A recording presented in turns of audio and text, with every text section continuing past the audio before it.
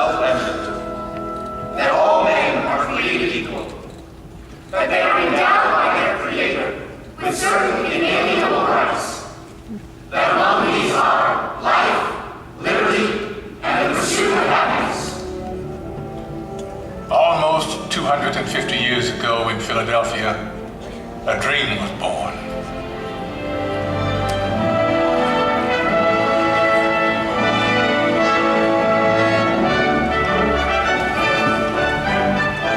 In a time of emperors and kings, it was an astounding revolutionary dream that we, the people, should choose our own leaders, that they should be one of us.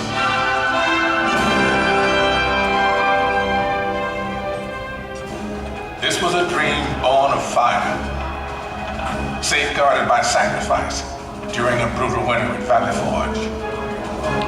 Yet it was a dream that was almost over before it had truly begun. The war for independence had left the American colonies bankrupt. Leaders argued, unpaid troops rebelled, and some even cried out for a return to monarchy and for General George Washington to be crowned King of America. But the man who had led an army of farmers to victory over the mighty British Empire made it clear that the only title he desired was citizen of the United States of America. I am at a loss to conceive what part of my conduct could have given encouragement to an idea which to me seems the greatest mischief that can befall our country. If you have any regard for yourself, banish these thoughts from your mind. But when the new nation finally adopted its constitution, and it came time to elect its first president, there were no doubts about who that president should be. Only he had such doubts. I fear my countrymen will expect too much of me. I walk on untrodden ground. There is scarcely any part of my conduct which may not hereafter be drawn into precedent. In the end, Washington set the most important precedent of all. The man who could have been king stepped down after 2 terms in office and took his place again amongst the people. By insisting that he was, above all other things, one of us, he made it possible for any of us to dream of serving the nation in its highest office. And one day, sure enough, it came to pass that a man who wasn't an aristocrat aspired to the office of president. Andrew Jackson was a battle-forged frontiersman, and according to his predecessor, President John Quincy Adams, a barbarian who cannot write a sentence of grammar and can hardly spell his own name. To which Jackson merely replied, "It's a damn poor mind indeed that can't think of at least 2 ways to spell a word." He may have lacked formal education, but he was tough and brilliant. Just the ticket for a new nation of Americans struggling to turn a dream into an enduring reality. They swept Jackson into office by a landslide, and then descended on his inauguration, determined to shake his hand in person. Why, 20,000 country people shoved to get in the door, track their muddy boots across the carpet. And my dear, they would be here still if we hadn't placed tubs of punch out on the lawn. Washington's elite fumed, but Jackson loved it, for these were his people. He was proud to be one of us. I do not forget that the planter, the farmer, the mechanic, and the laborer form the great body of the people of the United States. They are the bone and sinew of this country. But Andrew Jackson would wage a mighty struggle to hold that great body of people together. State by state, a monstrous injustice that had haunted the country since its beginning was now tearing it apart.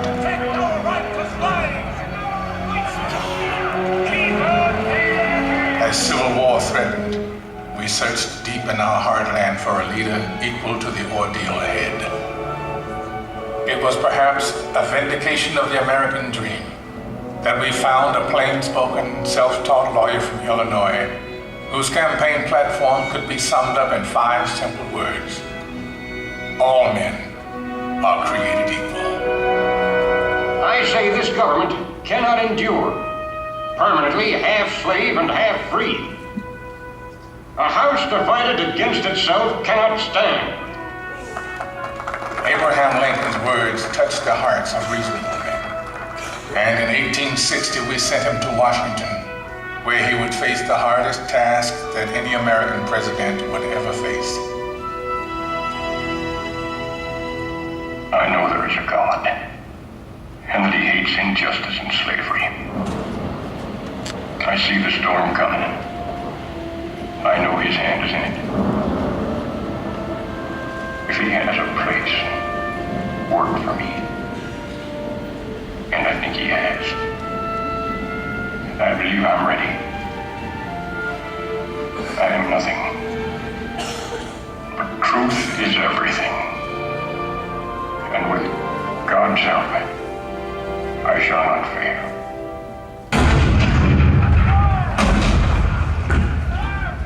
April 12, 1861, Fort Sumter. The cannon spoke for war, bitter, violent, and devastating.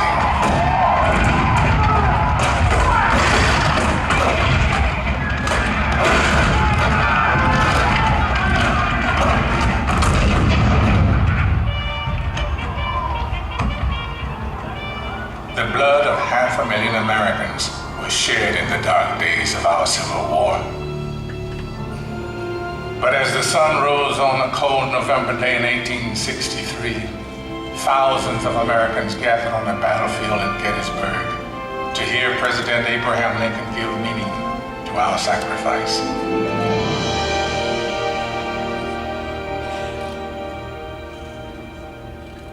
Fourscore and 7 years ago, our fathers brought forth on this continent a new nation, conceived in liberty and dedicated to the proposition that all men are created equal. Now we are engaged in a great civil war, testing whether that nation or any nation so conceived and so dedicated can long endure. We are met on a great battlefield of that war. We have come to dedicate a portion of that field as a final resting place for those who here gave their lives that that nation might live. It is altogether fitting and proper that we should do this. But in a larger sense, we cannot dedicate, we cannot consecrate, we cannot hallow this ground. The brave men, living and dead, who struggled here, have consecrated it far above our poor power to add or detract. The world will little note, nor long remember what we say here, but it can never forget what they did here. It is for us the living, rather, to be dedicated here to the unfinished work which they who fought here have thus far so nobly advanced. It is rather for us to be here dedicated to the great task remaining before us, that from these honored dead we take increased devotion to that cause for which they gave the last full measure of devotion. That we here highly resolve that these dead shall not have died in vain, that this nation, under God, shall have a new birth of freedom, and that government of the people, by the people, for the people, shall not perish from the earth.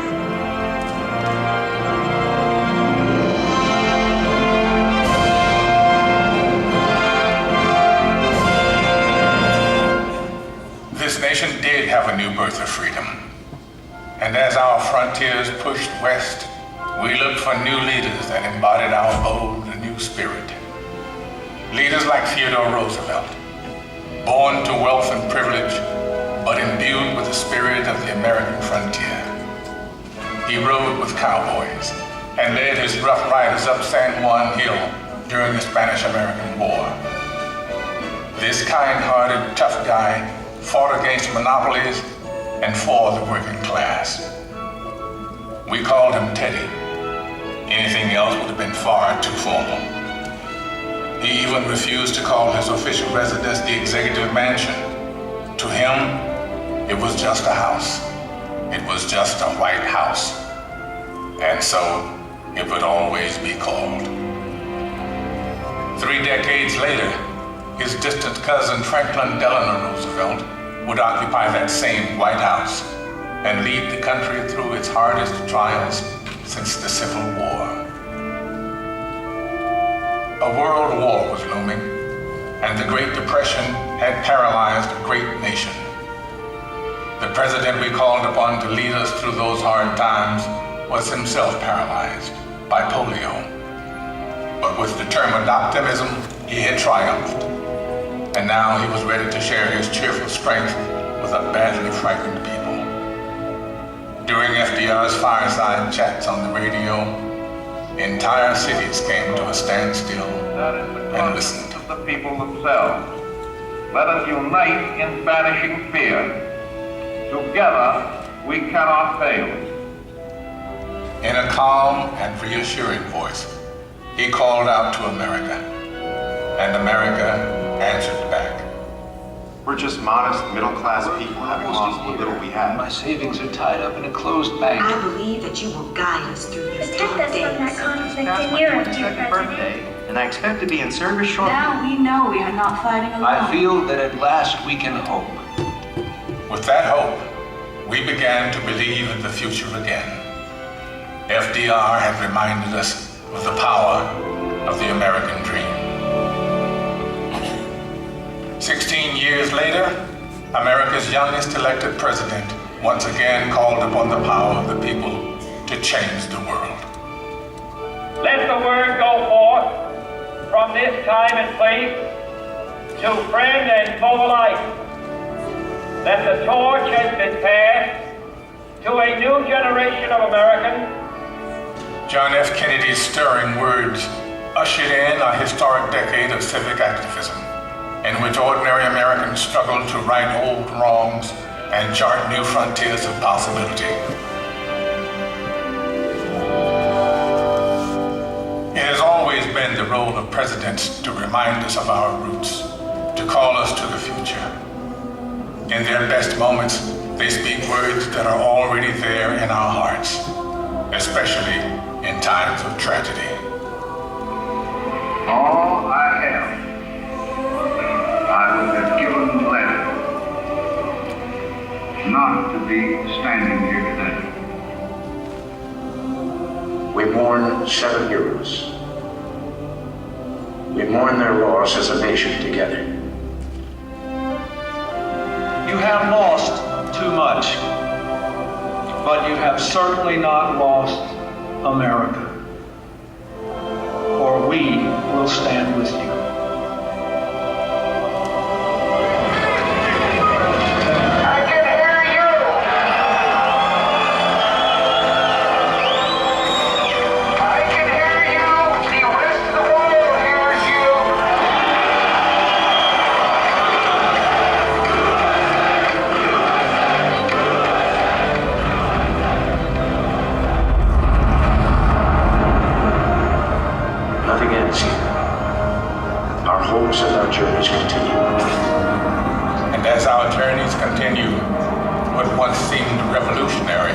Now seems profoundly simple, that we should choose our own leaders, that our hopes should be their hopes, our fears, their fears, our dreams, their dreams.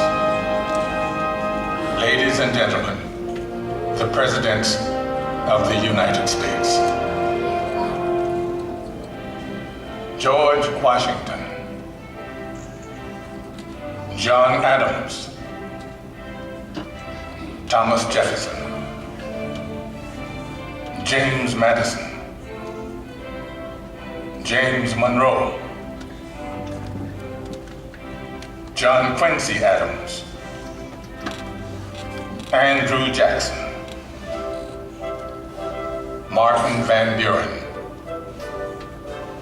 William Henry Harrison, John Tyler, James K. Polk, Zachary Taylor, Millard Fillmore, Franklin Pierce, James Buchanan, Abraham Lincoln, Andrew Johnson, Ulysses S. Grant, Rutherford B. Hayes, James A. Garfield, Chester A. Arthur, Grover Cleveland, Benjamin Harrison, William McKinley, Theodore Roosevelt, William Howard Taft, Woodrow Wilson, Warren G. Harding, Calvin Coolidge, Herbert Hoover, Franklin D. Roosevelt, Harry S. Truman, Dwight D. Eisenhower, John F. Kennedy, Lyndon B. Johnson, Richard M. Nixon, Gerald R. Ford, Jimmy Carter, Ronald Reagan, George Bush, Bill Clinton, George W. Bush. And now we come to the present, a present that is rooted in our past. For all of liberty's leaders have one thing in common, one trust they all accepted. My fellow citizens, no event could have filled me with greater anxieties than that notification on the 14th day of April, 1789, that you had selected me to lead our nation. But it was with the confidence of my fellow citizens that I took an oath. 35 simple words that have been repeated by every American president throughout history. As long as that oath is taken and solemnly fulfilled, the American dream will endure. I, Barack Hussein Obama, do solemnly swear that I will faithfully execute the office of President of the United States and will, to the best of my ability, preserve, protect, and defend the Constitution of the United States, so help me God. Ladies and gentlemen, President Barack Obama. The American dream is as old as our founding, but as timeless as our hopes. It is reborn every day in the heart of every child who wakes up in a land of limitless possibilities, in a country where we the people means all the people. We may come from different places and believe different things, but what makes us American is a shared spirit, a spirit of courage and determination, of kindness and generosity. It is a spirit grounded in the wisdom of the generations that have gone before us, but open to the unimagined discoveries and possibilities on the horizon that lies ahead. Let us enjoy it, cherish it, defend it, and pass it on to our children as the bright and beautiful blessing it is, this enduring American dream.